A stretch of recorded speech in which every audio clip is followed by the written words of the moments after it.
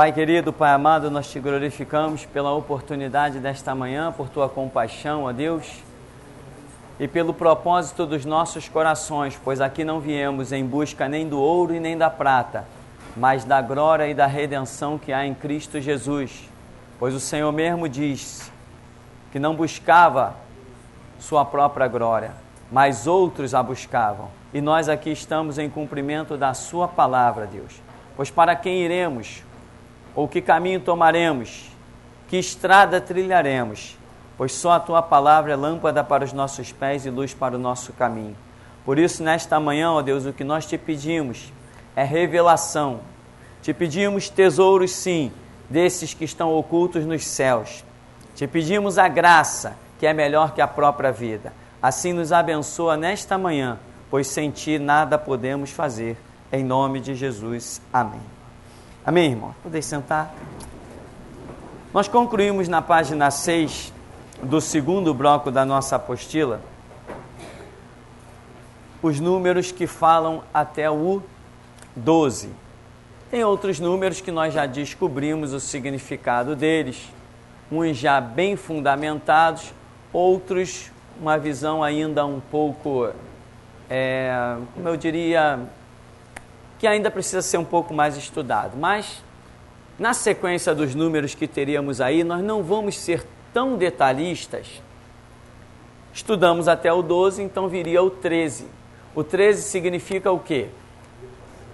Libertação, tá? Tem algumas datas na nossa sociedade que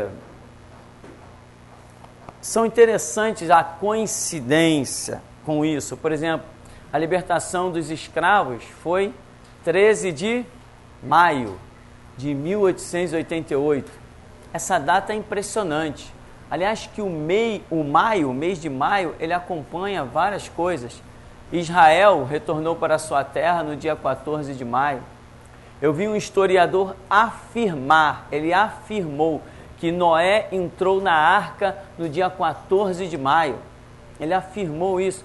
Então, o maio é um mês interessante dentro do contexto que nós temos estudado. Agora, o 13, ele significa libertação. Se você, por exemplo, observar o livro de Juízes,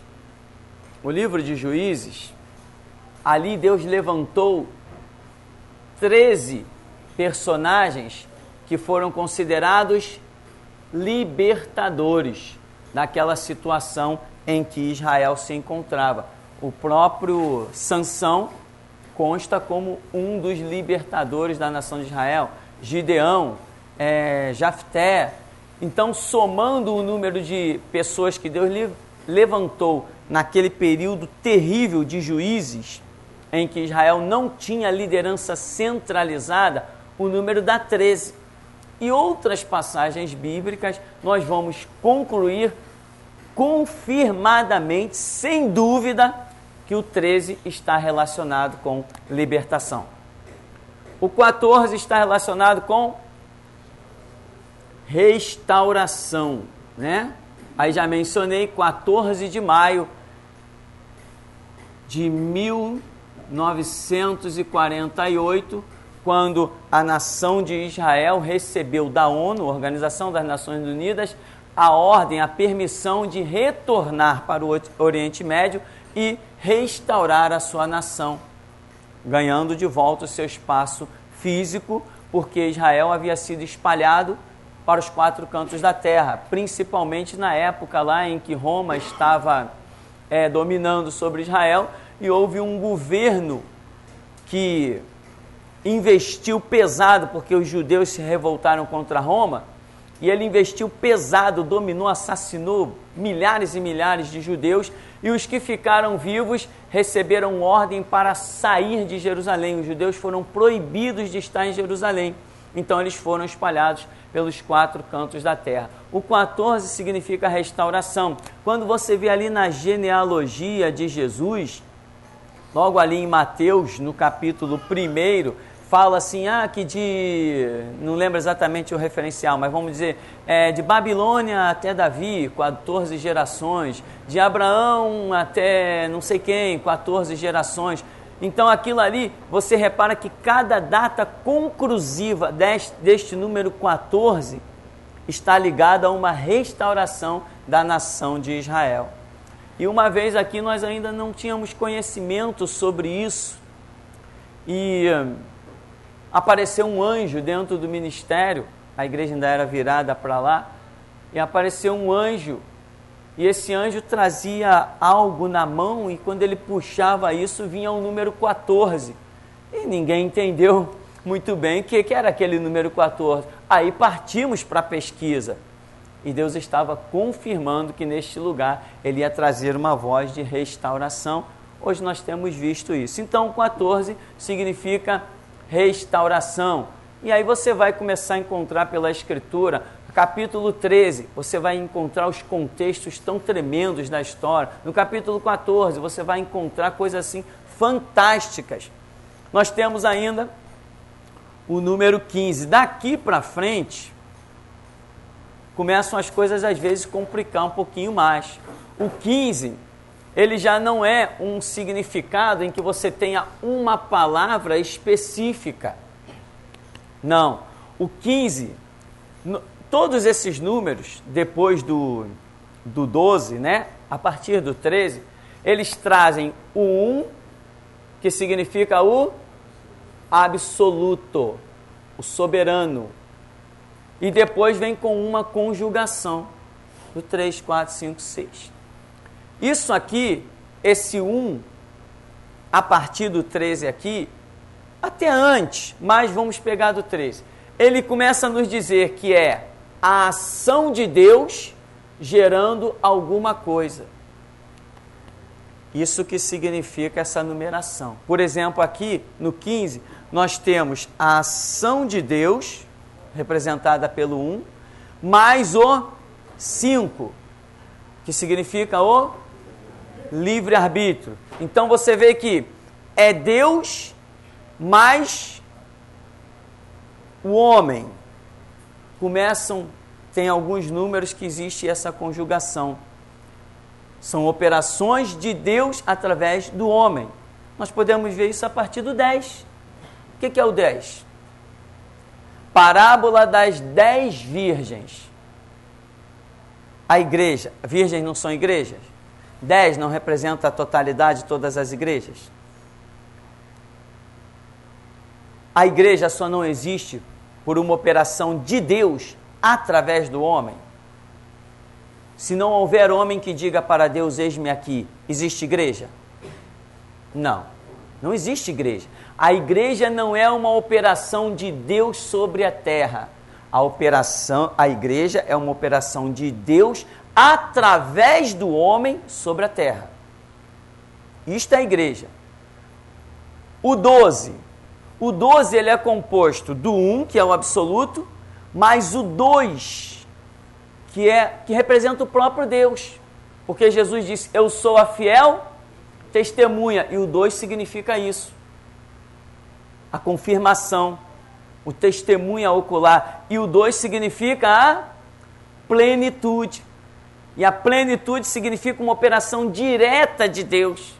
Nós vimos as 12 portas da cidade celestial, né? Apocalipse, os 12 fundamentos, né? Jesus escolheu 12 apóstolos, lá no Antigo Testamento separou 12 patriarcas, 12 tribos de Israel, multiplicou os pães e os peixes, sobejaram 12, então ali já é plenitude, que já vimos anteriormente.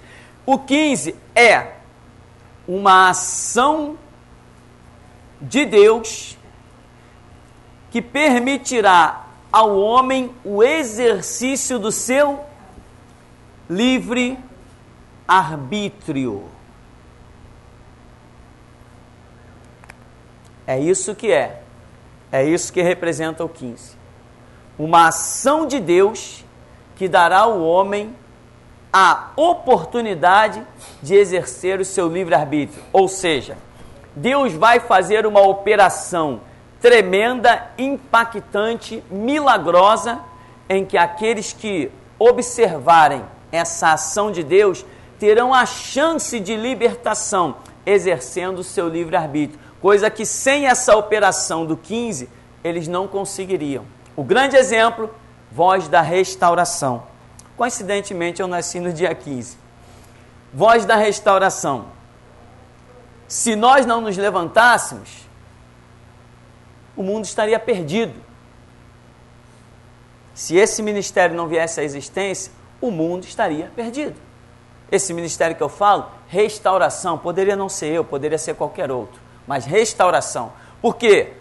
Se você observar hoje, já tem gente na internet zombando da possibilidade do arrebatamento.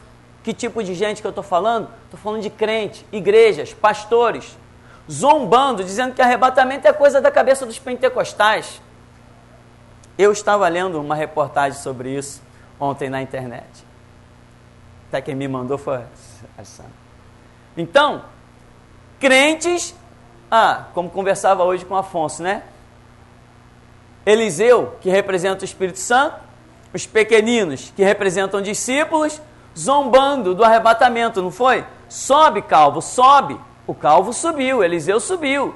Mas quando Eliseu subiu, o que vem?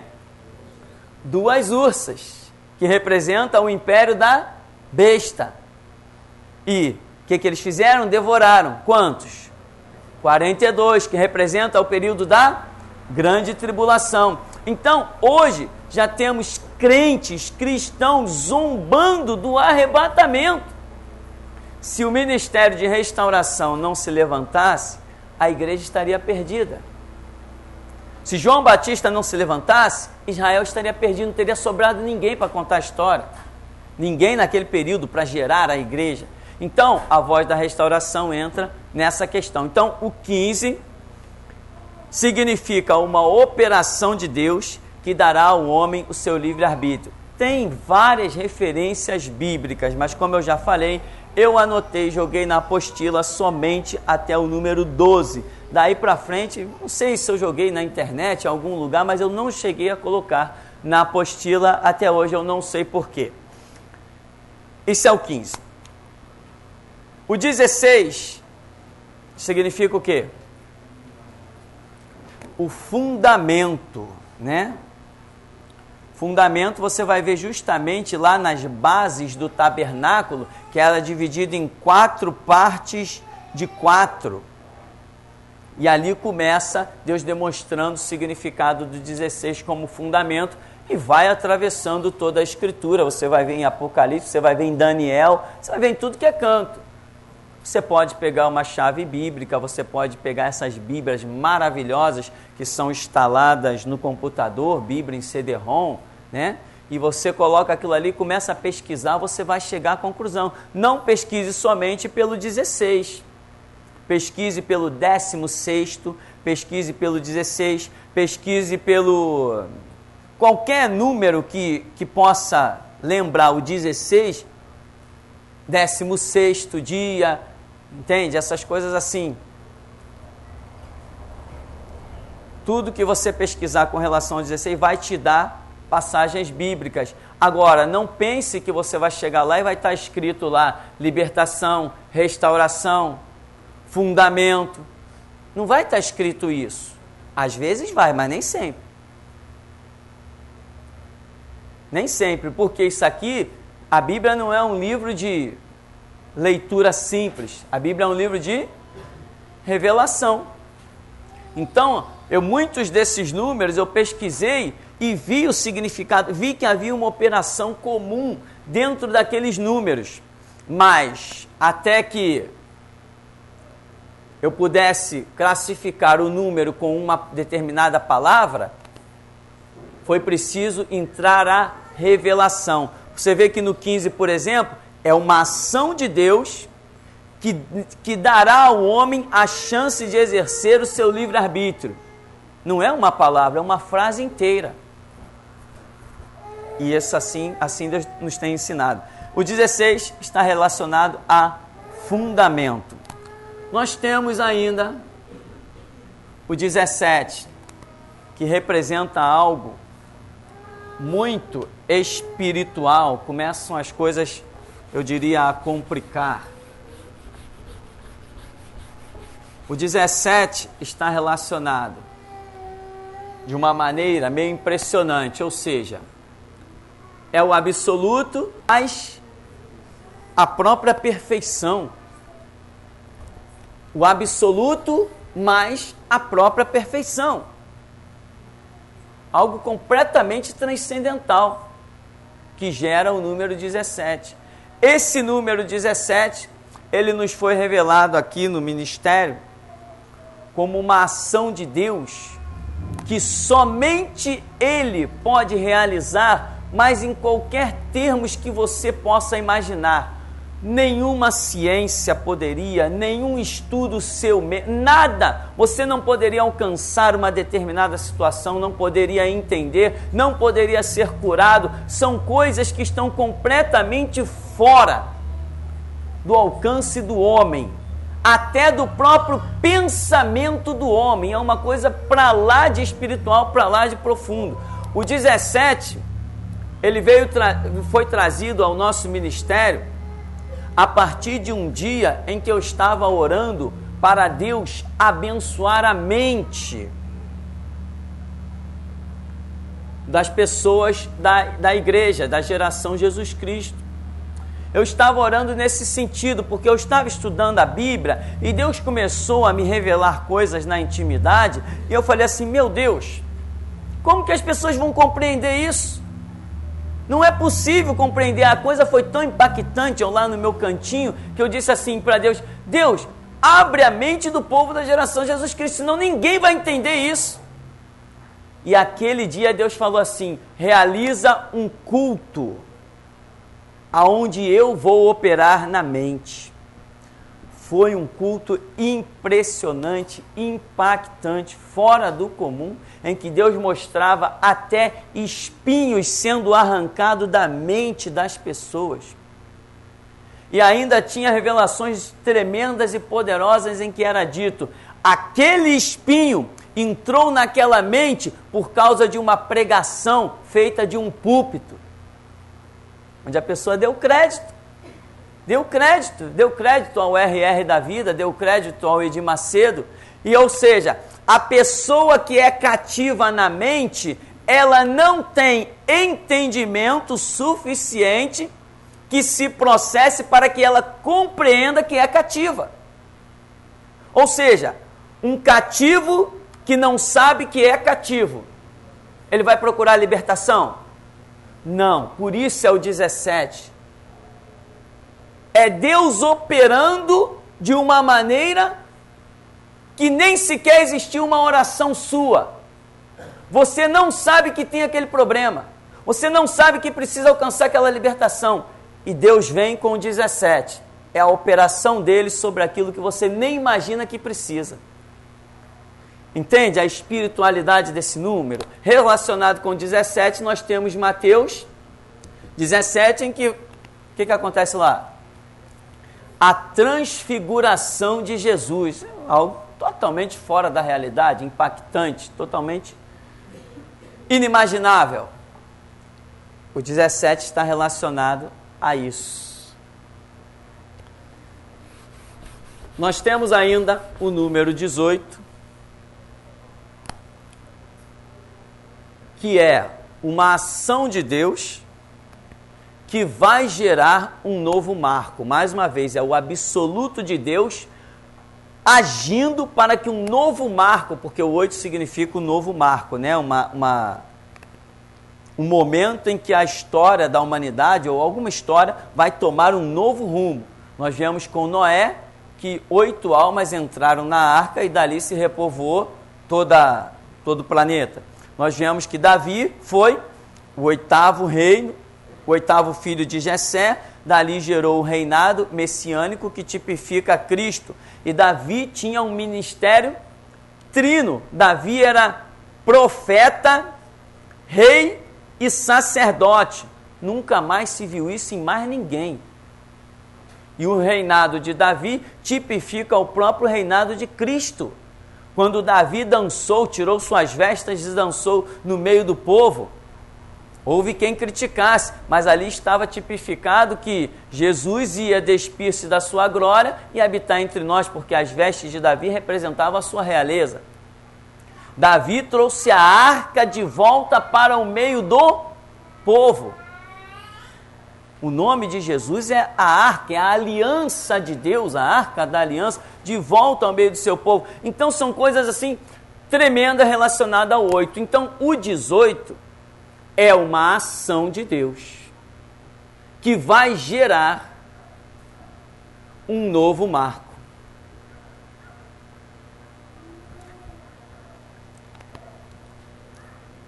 Temos depois disso o 19. O 19, que está relacionado o absoluto com a promessa, que o 9 significa a promessa, né? Já vimos esses números menores, já vimos. A mulher que demora 9 meses para dar à luz, os calendários relacionados com o 9, de acordo com a lua, uma série de coisas aí que...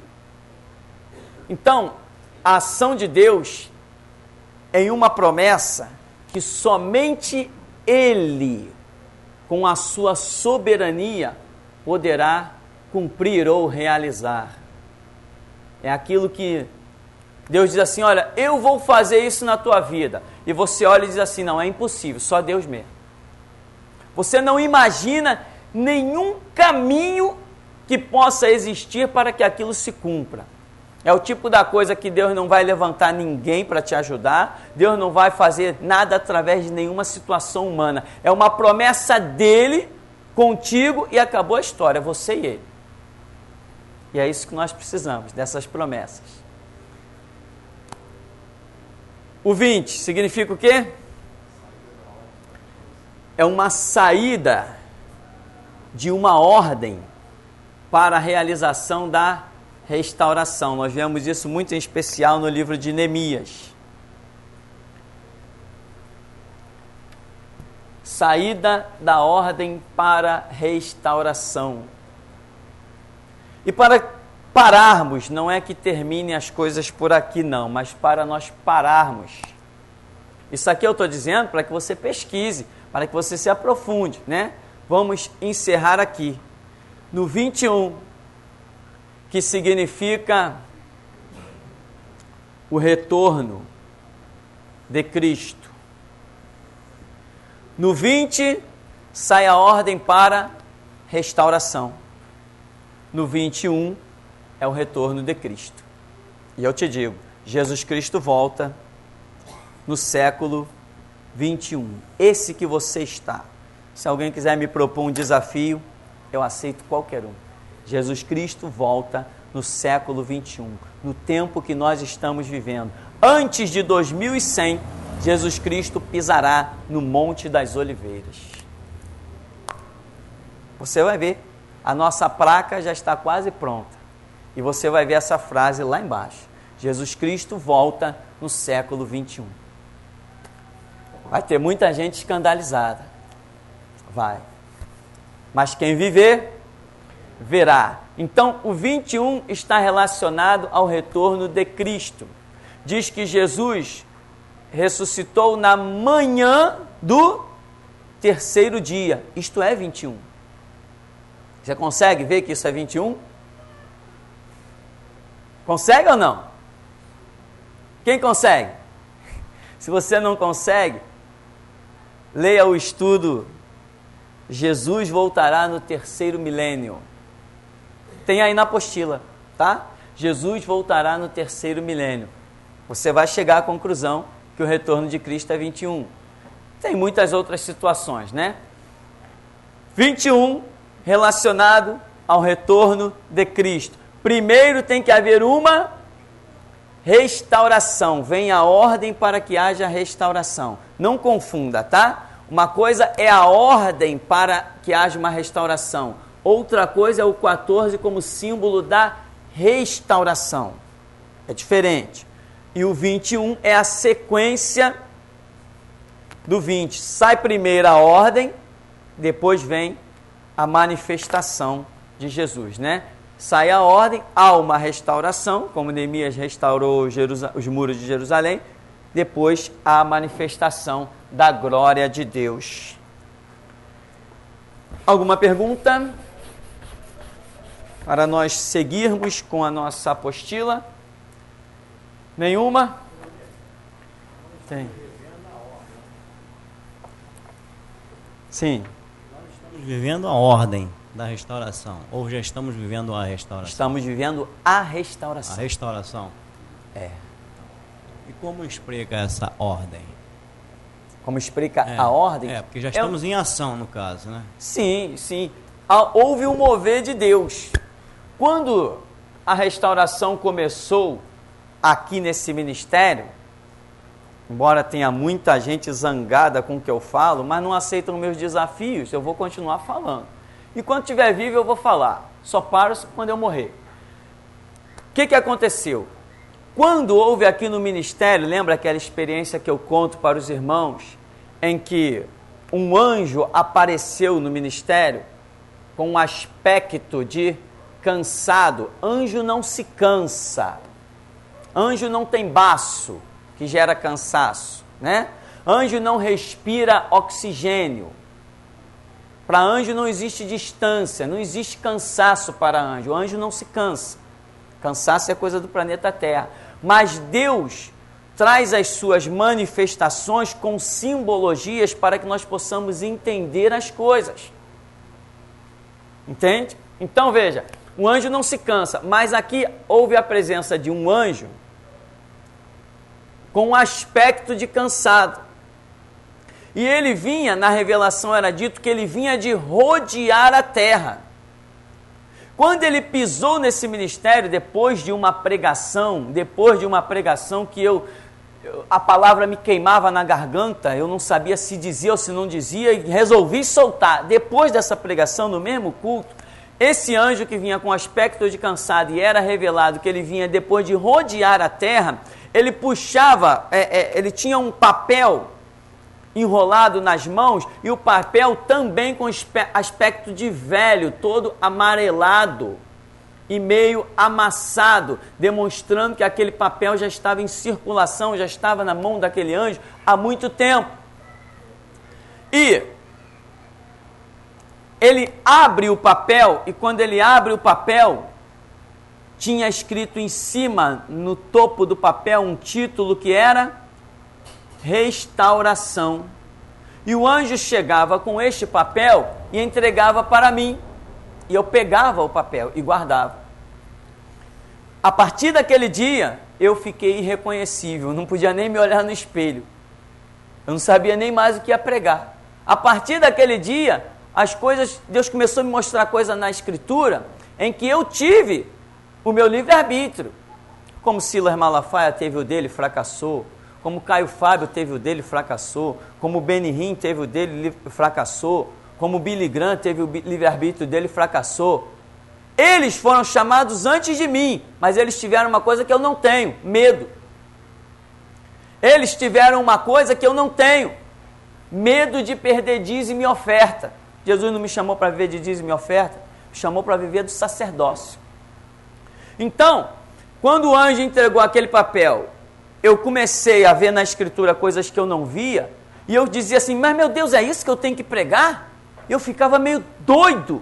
Eu levantava da cadeira, eu ia para o banheiro, eu ia para a sala, eu ia para a cozinha, eu comia, eu bebia, eu ficava meio fora de mim com aquela mensagem. Como é que eu vou pregar essas coisas? E eu fui tomando coragem e pregando. E Deus conseguiu implantar a restauração na minha vida. Hoje eu falo qualquer coisa, você pode examinar os vídeos que estão lá no site, eu mostro os livros da magia negra, eu arrebento com o governo, eu arrebento com polícia, eu arrebento com marinha, exército, aeronáutico. Estou vivo? Então sai da frente que eu vou falar. Esse é o meu lema hoje. Então, a partir daquele dia, tudo mudou na minha vida e as pregações ficaram uma coisa fora do comum. Começou a gerar uma coisa que eu não poderia imaginar jamais. Mas o anjo trouxe este papel de restauração e me entregou no século 21, porque nós já estávamos em 2001. Isso aqui é século 21, mas a saída para a ordem da restauração é quando? É no 20, ou seja, Jesus Cristo passou todo o século 20, 100 anos, procurando um restaurador. Não encontrou. Por isso o anjo chegava com aspecto de cansado. Por isso o Espírito Santo dizia que ele vinha de rodear a terra muitas vezes. Porque a ordem para a restauração da igreja já havia saído no século XX. E Jesus passou por Billy Graham, por Benny Hinn, por Silas Malafaia, passou por Marco Feliciano, passou por todo mundo e todo mundo disse não para ele. O anjo chegou no século 21, ou seja, vamos dizer um atraso, porque voz da restauração não é para qualquer um, tem que ter disposição, tem que ter coragem, não tem que ter medo da morte, não tem que ter medo do governo, não tem que ter medo de algema, tem que proclamar que a Bíblia é a lei para o mundo e que Deus é soberano e que nós, igreja, não nos curvamos a ninguém. Isso não é para qualquer um. Por isso, o encontro de Deus com alguém para restaurar a igreja demorou, passou do tempo, deveria chegar no 20, chegou só no 21. Por isso, irmão, vamos correr para ganhar tempo. E graças a Deus pela internet, chegamos aos 4 cantos da terra com a voz da restauração. Rapidamente, Deus tem seus meios. A obra de Deus não fica frustrada. Amém? Então, 20 é a saída para restaurar e no 21 é a consumação. Por isso, João Batista, vamos assim a grosso modo imaginar, né? Se fosse no tempo final, só que estamos considerando João Batista, é uma restauração para a nação de Israel, é o último grito para Israel. Então seria semelhante a isso. João Batista seria o 21, ou melhor, João Batista seria o 20 e Jesus o 21. Só que isso é só uma comparação. Hoje nós somos o 20 e Jesus brevemente se manifestará no 21. Ou seja, estamos vivendo o 21 e Jesus se manifestará no 21. Por quê? Porque obreiros antes de nós foram covardes. Amaram mais o dinheiro do que as almas. Mas até aqui nos ajudou o Senhor. Perguntas? Nenhuma?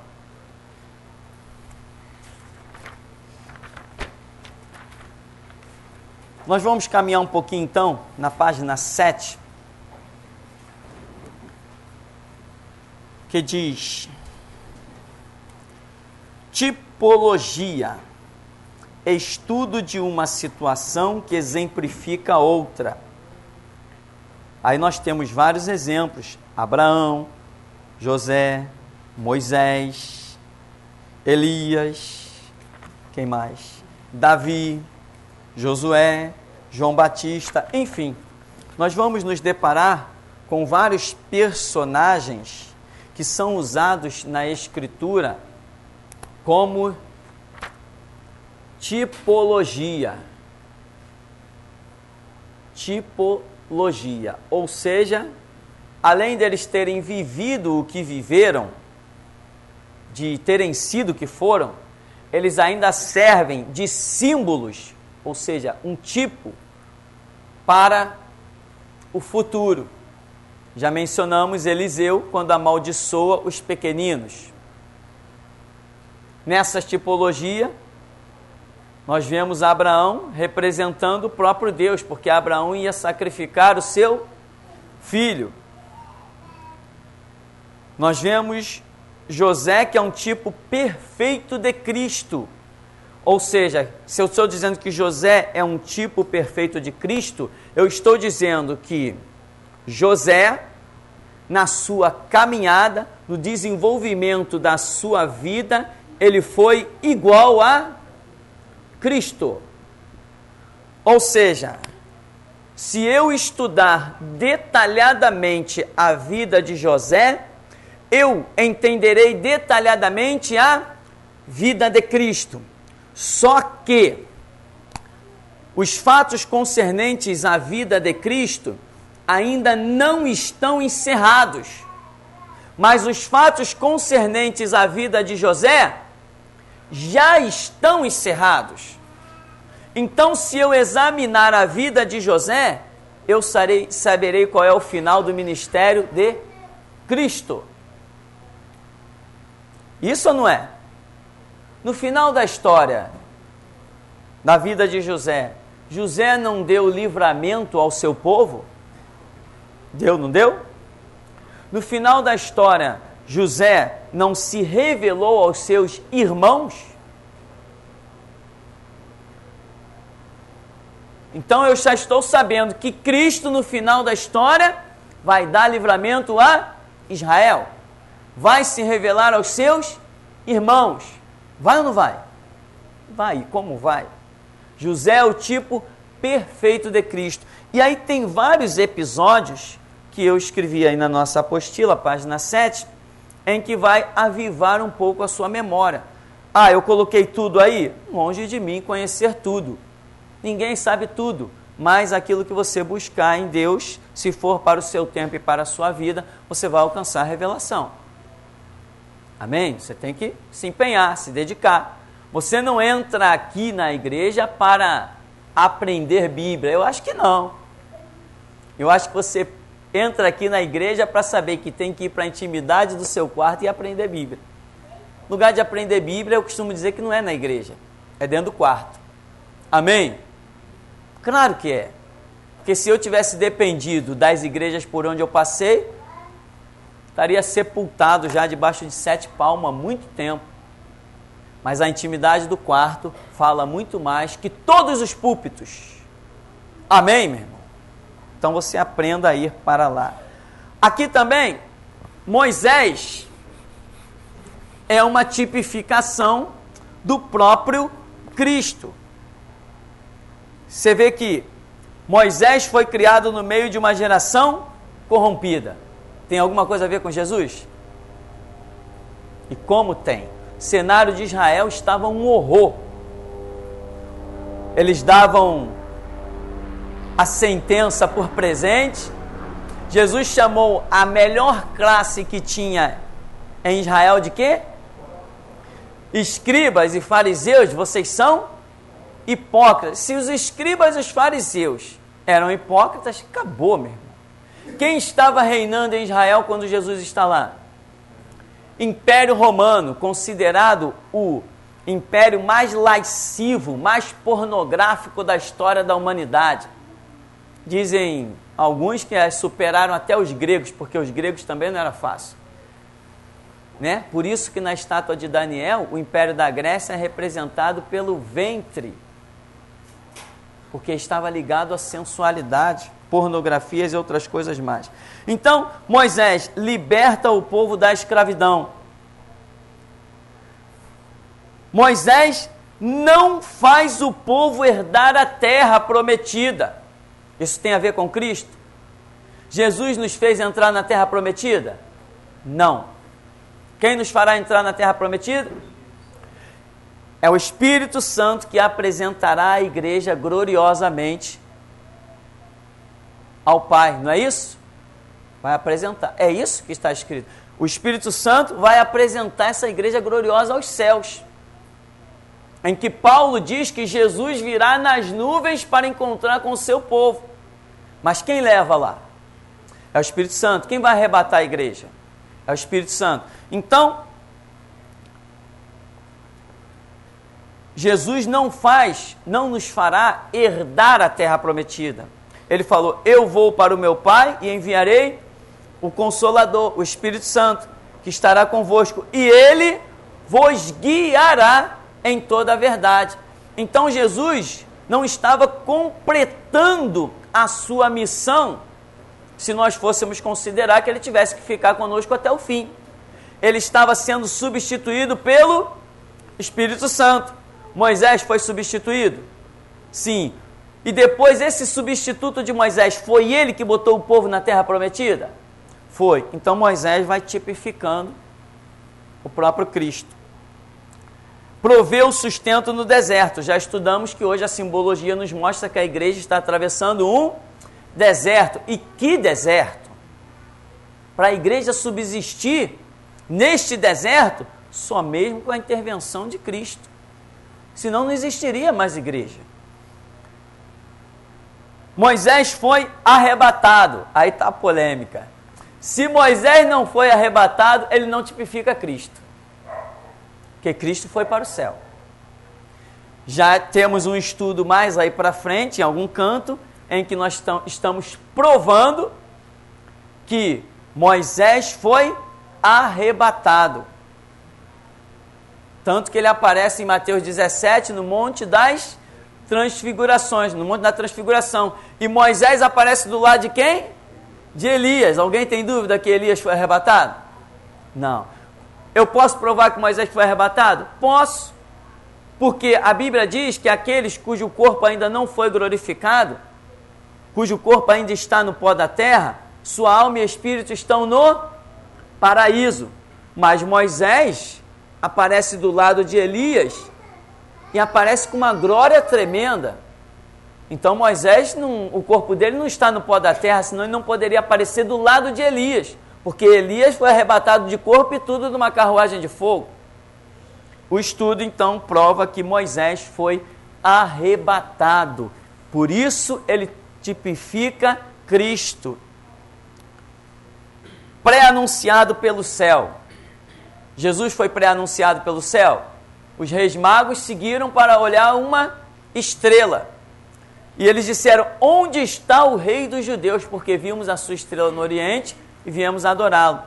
Também livros históricos revelam que os magos do Egito chegaram diante de Faraó para questionar sobre o mito que existia entre o povo de Israel, em que um libertador iria surgir. E Faraó diz assim: olha, eu não temo aos meus escravos, eu não tenho medo de escravo. Mas os magos dizem assim: não, mas nós olhamos para a constelação que representa a nação egípcia e nós vimos que tem uma estrela invadindo a constelação do Egito. Aí Faraó disse: ah, tem? Opa, aí a história já é diferente. Então mande matar todos os meninos que nascerem. Aí foi aquela carnificina fora do comum, porque Faraó sabia que os céus não mentem. Pois está escrito em Gênesis que Deus criou os luminares e que eles serviriam para sinais de tempos e eras. Assim como Jesus foi pré-anunciado pelo céu, também Moisés o foi. E acredite que você também foi. Qual o seu signo? No dia, hora, minuto e segundo em que você nasceu, os céus estavam numa posição em que nunca mais estarão de novo. Entende isso? A posição da constelação, a posição do sol, a posição da lua, no dia que você nasceu, ela nunca mais vai se repetir.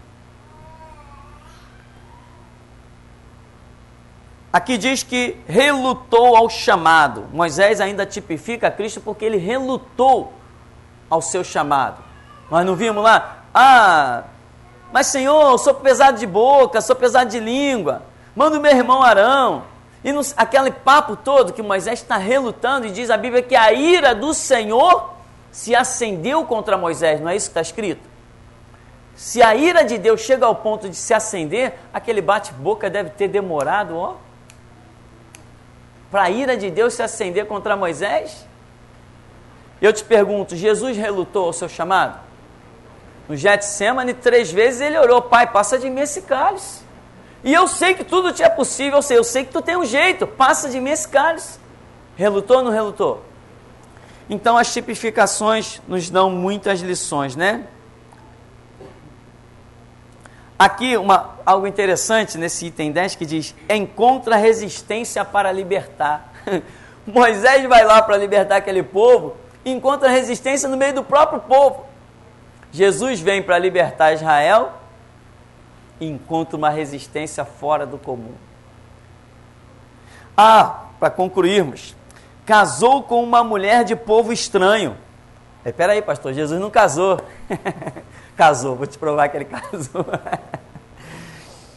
Moisés casou com uma mulher chamada mulher Cuxita. Isso aqui parece que é na Etiópia, é isso? É uma etíope? É uma etíope. E dizem os historiadores, aí já fugiu ao meu conhecimento, eu vou me reduzir à minha insignificância, que essa mulher poderia inclusive ser negra. Tem uns que afirmam, era negra, porque era da Etiópia, Cuxi, uma nação de negros. Aí Moisés casou com essa mulher. Miriam falou, que isso, meu amigo? Que história é essa? Não aceitamos isso aí não. Tu não é só profeta não, Deus também fala com a gente.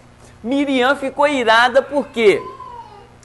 Porque Moisés casou com aquela mulher. Aí Deus diz assim, por que não temeste falar contra meu servo, contra Moisés? E diz a Bíblia que a lepra se apegou a Miriam e ela ficou humilhada. Quantos dias fora do arraial? 7 dias. Humilhada fora do arraial. Moisés casou com uma mulher de povo estranho. Mulher na Bíblia significa quem? A igreja e Israel. Então, esse casamento de Moisés com uma mulher estranha tipifica a união de Cristo com os gentios, gerando a igreja. Aí Miriam, inocente, coitada, não aceite isso não. O melhor caminho para nós, irmão, é a oração. Porque Moisés conhecia a lei, não te unirás a gente de outros povos. Moisés conhecia a terrível lei proibindo o casamento de judeu com outros de outras nações. Moisés conhecia muito bem isso. Quando ele vai e faz isso, Miriam fala contra e entra em juízo. Lepra significa juízo. Então, tem que tomar cuidado. Tem coisas que são reveladas para uns e não são reveladas para outros. Mas quem toma o caminho da oração nunca erra. Amém? Vamos parar então por enquanto, daqui a pouquinho a gente volta.